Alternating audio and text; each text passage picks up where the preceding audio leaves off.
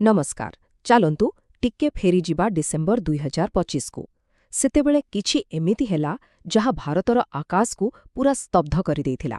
देशर सबुठु बड़ आउ समस्तंक भरोसार एयरलाइन इंडिगो गुडे बड़ संकट भितर को ठेली होई जाइथिला। तेबे आजी आमे जानिबा एते बड़ विपर्जयटे आसिला केमिति आउ एहार परिणाम कोन सबु हेला।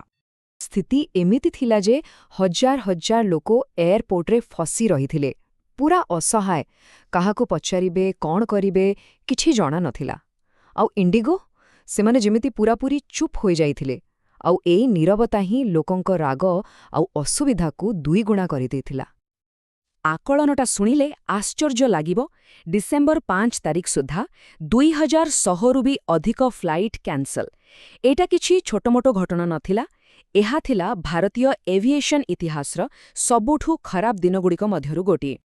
तेबे प्रश्न उठुछि, ए सबु आरंभ हेला केमिति? दिल्ली, मुंबई, बेंगलुरु देशर बड़ बड़ एयरपोर्ट गुड़िकरे केवल होहल्ला आउ अनिश्चितता। लोकंकर जेते सबु प्लान थिला सबु किछि मुहूर्तक भितरे माटीरे मिसिगला। किंतु कथा हेउछि, गोटे एयरलाइनर समस्या पई पूरा देश केमिति अचल होईगला। हाँ, एहार कारण हेउछि इंडिगोर बजार उपरे एकछटिया कब्जा। भाबंतु तो, घरोई बजारर 60% रु अधिक इंडिगो पाखरे। तेणु जेतेबेले इंडिगो भली गोटे विराट जहाजरे टिके झटका लागिला, सेतेबेले पूरा सिस्टम ही दोहलीगला। आउ देखिबाकू गले एही मेल्टडाउन पछरे केवल गोटिए कारण नथिला, एहा थिला अनेक गुड़िए छोट छोट समस्यार मिश्रण, जहा गोटे परे गोटे जोड़ी होई एत्ते बड़ विपर्जय सृष्टि कला। तेमे चालंतु सेही कारण गुड़िकु गोटी गोटी करी बुझिबा। तेबे एही सबु समस्यार मूलरे थिला गोटिए नुआ नियम, FDTL अर्थात फ्लाइट ड्यूटी टाइम लिमिटेशन। एहार उद्देश्य बहुत भल थिला, जेमिति कि पायलट माने जेपरि अधिक क्लांत न हेबे आउ यात्रा सुरक्षित रहिबा।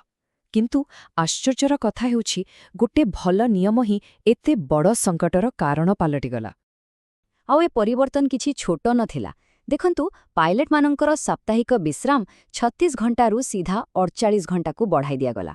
किंतु सबुठारो बड़ झटका थिला रातिरे लैंडिंग करिबा नियम। आगुरु सप्ताहरे 6 थर रातिरे लैंडिंग करि होउथिला, किंतु नुआ नियम अनुसारे एहाकु मात्र 2 थर को कमाई दियागला। आउ इंडिगो पई एइटा थिला सबुठु बड़ समस्या।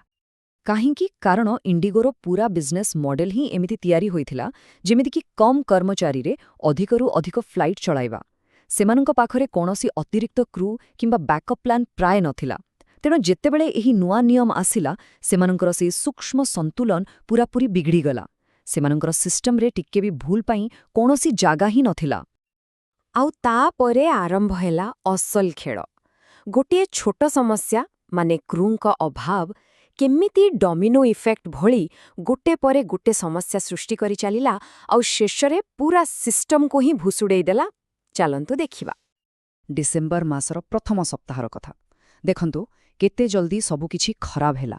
डिसेम्बर 1 तारिख रे फ्लाइटर ठीक समय रे पहुंचिबा हार, जहाकू ओटीपी कुहा जाए, ताहा थिला प्राय 50%।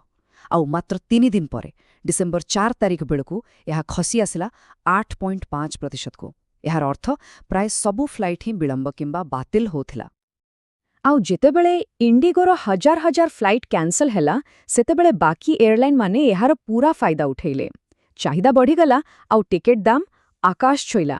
जेउ दिल्ली मुंबई टिकेट साधारणतः 5,000 टंकारे मिलुथिला, सेई टिकेट पाई लोकंकु 80,000 भी अधिक टंका देबाकू पड़िला।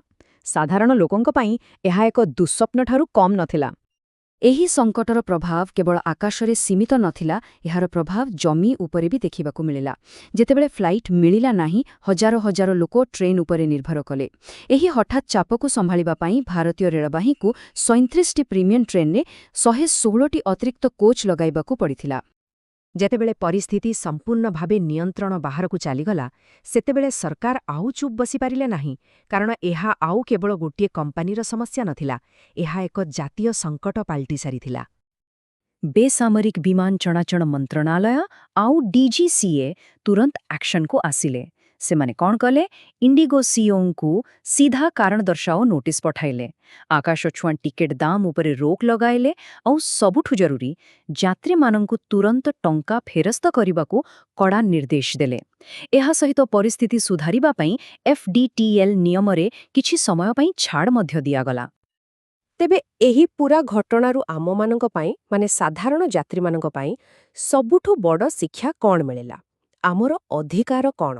ଏହି ସଙ୍କଟ ପରେ ଯାତ୍ରୀମାନଙ୍କ ଅଧିକାରକୁ ନେଇ କିଛି ନୂଆ ଆଉ ଗୁରୁତ୍ୱପୂର୍ଣ୍ଣ ନିୟମ ଆସିଲା, ଯାହା ବିଷୟରେ ଜାଣିବା ନିହାତି ଦରକାର। ଆମେ ସମସ୍ତେ ଏହି ପ୍ରଶ୍ନର ସାମ୍ନା କରିଛେ, ଯଦି ହଠାତ୍ ଫ୍ଲାଇଟ୍ କ୍ୟାନ୍ସେଲ ହୋଇଯାଏ କିମ୍ବା ବହୁତ ଡେରି ହୁଏ, ତେବେ କ'ଣ ହେବ? ଆଚ୍ଛା, ଏହି ଇଣ୍ଡିଗୋ ସଙ୍କଟ ପରେ ଏହାର ଉତ୍ତର ଆହୁରି ସ୍ପଷ୍ଟ ହୋଇଯାଇଛି। ମନେ ରଖନ୍ତୁ, କେବଳ ଟିକେଟ୍ ଟଙ୍କା ଫେରସ୍ତ ପାଇବା ଆପଣଙ୍କର ଏକମାତ୍ର ଅଧିକାର ନୁହେଁ। ଡିଜିସିଏର ନିୟମ ଏବେ ବହୁତ ସ୍ପଷ୍ଟ। ଯଦି ଫ୍ଲାଇଟ୍ 2ରୁ 3 ଘଣ୍ଟା ଡେରି ହୁଏ, ତେବେ ଏୟାରଲାଇନ୍ ଆପଣଙ୍କୁ ଖାଦ୍ୟ ଓ ପାନୀୟ ଦେବାକୁ ବାଧ୍ୟ। ଯଦି ଫ୍ଲାଇଟ୍ କ୍ୟାନ୍ସେଲ ହୁଏ କିମ୍ବା 5 ଘଣ୍ଟାରୁ ଅଧିକ ଡେରି ହୁଏ, ତେବେ ଟିକେଟ୍ ଟଙ୍କା ଫେରସ୍ତ ସହିତ ଅତିରିକ୍ତ କ୍ଷତିପୂରଣ ମଧ୍ୟ ମିଳିବ। ଆଉ ଯଦି ଡେରି ପାଇଁ ରାତିସାରା ଅଟକେବାକୁ ପଡ଼େ, ତେବେ ହୋଟେଲ ଆଉ ଟ୍ରାନ୍ସପୋର୍ଟର ବ୍ୟବସ୍ଥା କରିବା ବି ଏୟାରଲାଇନ୍ର ଦାୟିତ୍ୱ। ଯାତ୍ରୀମାନଙ୍କୁ ତୁରନ୍ତ ସାହାଯ୍ୟ କରିବା ପାଇଁ ସରକାର ଇଣ୍ଡିଗୋକୁ କିଛି ସ୍ପଷ୍ଟ ନିର୍ଦ୍ଦେଶ ଦେଇଥିଲେ, ଯେମିତିକି ଡିସେମ୍ବର 7 ସୁଦ୍ଧା ସମସ୍ତଙ୍କ ଟଙ୍କା ଫେରସ୍ତ କର।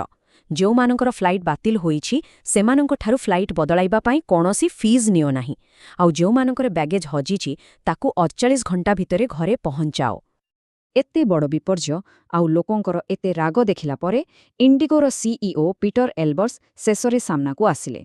ସେ ସର୍ବସାଧାରଣରେ କହିଲେ, ଇଣ୍ଡିଗୋ ତରଫରୁ ଏହି ବଡ଼ ଅସୁବିଧା ପାଇଁ ମୁଁ ଆନ୍ତରିକ କ୍ଷମା ମାଗୁଛି। ଏହା ଏକ ସ୍ୱୀକାରୋକ୍ତି ଥିଲା ଯେ ସେମାନଙ୍କଠାରୁ ବହୁତ ବଡ଼ ଭୁଲ ହୋଇଯାଇଛି।